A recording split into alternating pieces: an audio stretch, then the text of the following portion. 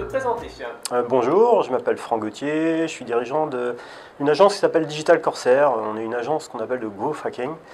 Voilà, ça fait maintenant plus de 3 ans qu'on est installé. Alors nous sommes domiciliés en Bretagne et puis j'ai quand même mon collègue qui lui sur la région de Lille. D'accord, alors justement tu peux nous parler un petit peu de la démarche growth hacking avec 3 étapes. Alors le growth hacking en fait c'est l'accompagnement qu'on peut faire des entreprises sur la phase de commercialisation de leurs produits. Donc on les accompagne sur, on va dire, 3 étapes, qui est la phase discovery, la phase build et la phase growth. La phase discovery, c'est la phase compréhension du marché, comment on peut créer le marché. Il y a la phase build qui, lui, est plus dans l'idée, on fait un MVP, on regarde comment ça se passe. Donc là, on est plus dans l'idée d'essayer de déjà valider le problème market fit et ensuite le product market fit. Donc savoir si le produit correspond bien à l'offre. Et la phase growth, là, c'est plus sur l'idée d'attirer du trafic, faire de l'acquisition, avec des démarches un peu à la fois légales, peut-être des fois un peu... Un peu grises, parce qu'il y a 3 niveaux de growth hacking. Il y a le white où on fait des choses tout à fait légales, on fait l'automatisation classique. Il y a le grey où on est à la limite de ce qui est autorisé, en fait on joue un petit peu avec les règles. Et le black où là on est bien sûr en dehors des règles, puisqu'en fait on utilise des techniques qui sont normalement pas autorisées par les CGU ou qui sont pas voilà, c'est ça. Bon, bien sûr, toi tu restes dans le white et le gris clair. Ouais, bon, des fois on va dans le gris foncé un peu, quand même.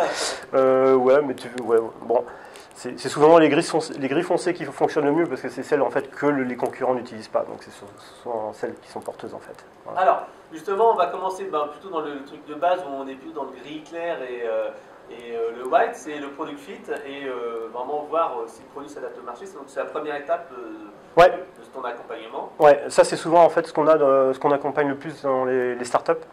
Alors je peux donner des exemples. Là, on a accompagné une startup qui lançait un produit sur la facturation. Donc l'idée c'était de savoir comment se comportait le visiteur sur le site. Donc on met souvent des tracking, on fait de l'analyse en fait prédictive sur le site.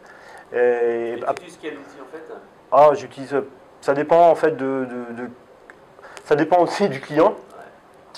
J'aime bien travailler avec VWO en fait, qui est assez complet, donc un peu cher mais qui est vraiment pas mal et surtout en fait il ralentit pas le site. Il y a des trucs comme Hotjar qui sont assez connus mais lui ça ouais. Donc ça j'aime bien donc voilà, et puis sur tout ce qui est analytique, je sais pas si tu connais des trucs comme si tout le monde connaît les Mixpanel, les choses comme ça. Mais qui je trouve un peu cher et un peu complexe. Ouais. Qui est très orienté startup. Mais alors on est souvent dépendant quand on prend nos outils, on est dépendant aussi de la startup en fait, puisque faut qu'eux ils aient accès à l'outil. Donc des fois en fait il y a un décalage en fait de la compréhension. Bon, il y a le très classique Google Analytics qu'on peut enrichir, mais on aime bien partir avec le Mixpanel qui lui en fait a un outil analytique sur l'ID et non sur le cookie comme Google Analytics. Donc ça c'est quand même plus sympa. L'analyse tracking c'est super important en fait, c'est souvent là en fait qu'on voit qu'il y a des objections de comportement vis-à-vis du produit. Donc, comme je dis souvent, hein, il y a souvent des startups qui viennent nous voir en disant j'ai un problème d'acquisition, mais en fait, leur problème, c'est souvent la conversion. Donc, ça ne sert à rien de mettre la gomme sur l'acquisition si derrière vous ne convertissez pas. Donc, le premier focus, c'est ça. C'est vrai que souvent, on se dit voilà, je vais avoir plus de visiteurs, sauf qu'on a un taux de conversion pourri. Et c'est ce que j'ai fait moi il n'y a pas longtemps sur mon site, sur un des sites que j'ai pour la génération de leads. C'était vraiment ça, c'était le problème de conversion. Ouais, mais c'est super important. Mais en fait, quand tu dis ça aux gens ou aux entrepreneurs, généralement ils sont persuadés que non, leur site va marcher et tout. Mais en fait, quand tu leur mets les métriques devant le nez, non. Donc là, ça les offusque. Mais voilà, l'avantage du growth hacking, c'est qu'en fait, c'est du concret, c'est des données. C'est pas non, ton produit il va pas marcher. Non, on fait un peu de trafic et on regarde comment ça se comporte et au moins les données parlent quoi. Ça, c'est la première étape. Ouais. On vérifie un petit peu la conversion du site, l'adaptation, etc. Ouais. Et puis donc après, il y a l'activation, enfin l'acquisition plutôt. Donc là, aller chercher du trafic. Donc, alors j'aurais tendance à dire, on peut utiliser toutes les méthodes traditionnelles qu'on utilise dans le marketing, Google, AdWords, tout ça. Bon, nous, notre valeur ajoutée, elle n'est pas là. Notre valeur ajoutée, elle est surtout ces deux choses, comme tu disais, tout ce qui est un peu gris clair. Alors un exemple un petit peu, tu me parlais tout à l'heure d'une entreprise que tu accompagnais. Oui, on accompagne en ce moment une start-up sur San Francisco, assez connue, Donc eux, ils recherchaient, en fait, ils sont passés sur un modèle, ils étaient sur le B2C, ils sont passés sur un modèle B2B. Donc on a mis en place des systèmes d'accompagnement, enfin d'automatisation sur LinkedIn.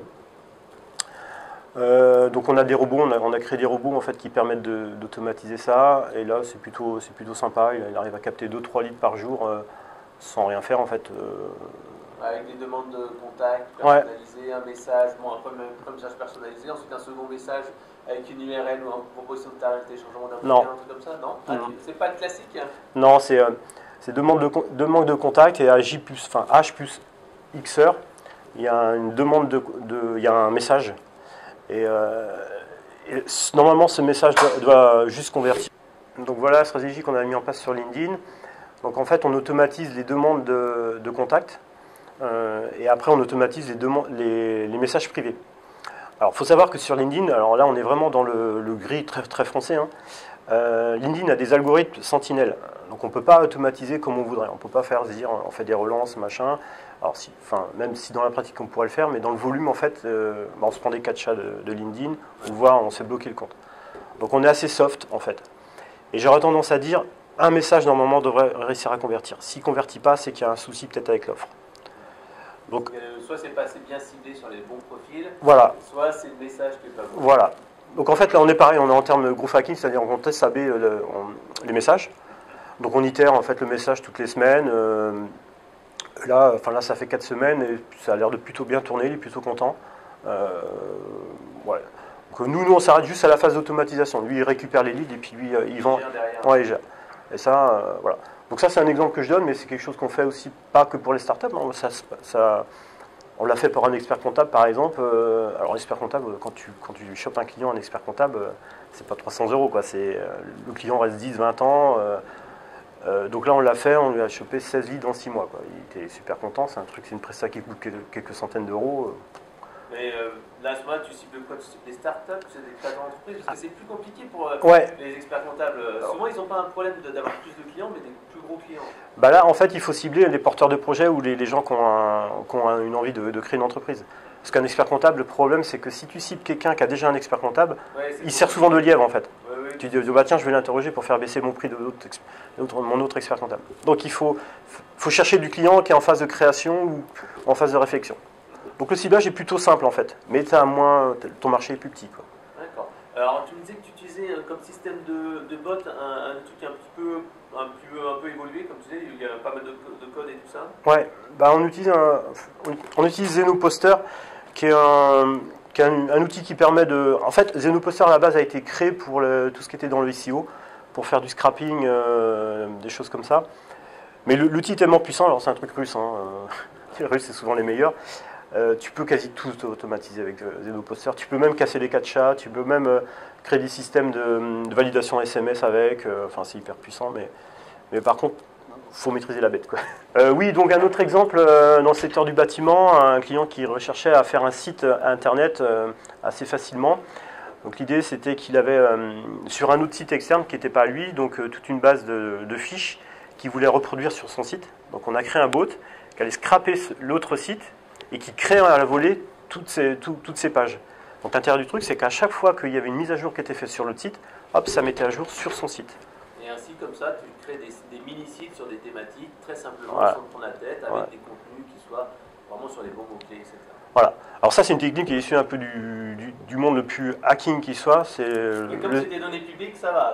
On est encore dans le légal, c'est juste l'automatisation qui a changé. Voilà. Mais ça, c'est issu en fait de tout le secteur pornographique où en fait ils sont très forts pour faire ça, en fait, créer des sites à la volée pour créer du trafic et créer du business avec les pubs. Bon. Alors, si on veut en savoir plus sur toi et Digital Corsair, on va sur quel site internet? Eh ben, on va sur digitalcorsair.com. Sinon, vous me trouvez sur LinkedIn aussi, sur Franck Gauthier. Je suis assez accessible sur LinkedIn. Vous pouvez m'envoyer un message, c'est pas un bot qui va répondre sur LinkedIn, hein, sur les demandes personnalisées, c'est vraiment moi qui réponds, ne vous inquiétez pas. Voilà, tout simplement. Bon, bah merci, à bientôt. Merci.